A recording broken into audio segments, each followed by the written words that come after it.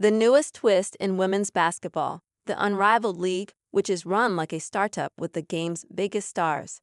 Good Morning Tulsi Gabbard confirmed as Director of National Intelligence, Macquarie Group is leaving the Net Zero Banking Alliance, and Unrivaled tries out startup-style basketball. Startup season. For the past several weeks, some of the best women's basketball players in the world have been grounded in Miami, with a private chef and an on-site esthetician. That's the standard set by Unrivaled, a new 3-on-3 women's basketball league that is running during the WNBA offseason. Star WNBA players Nafisa Collier and Brianna Stewart co-founded the league, which is led by Collier's husband Alex Basil, a WNBA and NBA trainer. The league raised $35 million in funding to get off the ground, with lead investor the Berman family of the credit card business Cardworks, who have put in a bid for a WNBA franchise in Charlotte. That's more than the league needed to raise, Bassell says. Around 40% of Unrivaled's revenue this season is coming from sponsorships, with more revenue than the league expected coming from other sources. Its biggest sponsorship is with Samsung Galaxy. The WNBA and NBA are sponsored by AT&T.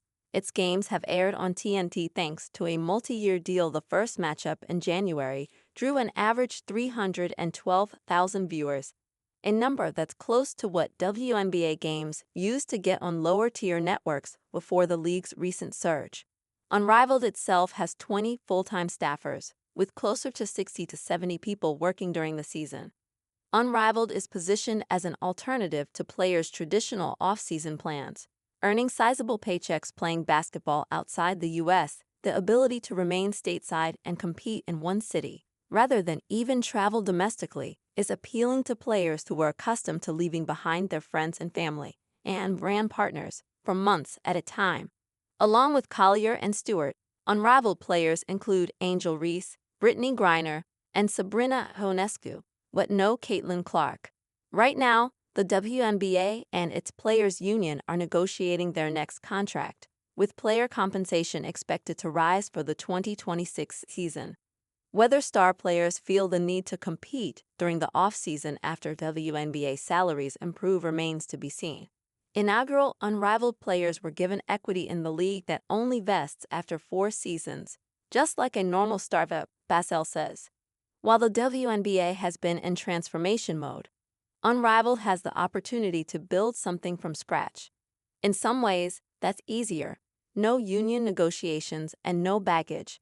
It allows a lot more flexibility, and it allows us to be a little bit more aggressive and innovative, Bassell says.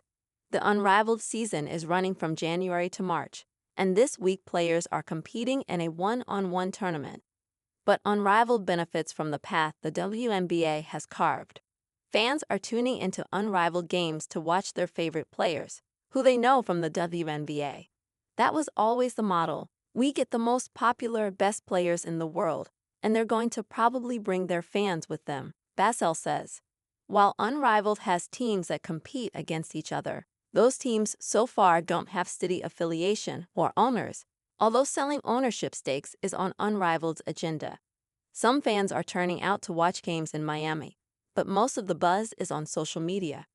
As Collier told me last fall about Unrivaled, we're really trying to revolutionize the game a little bit.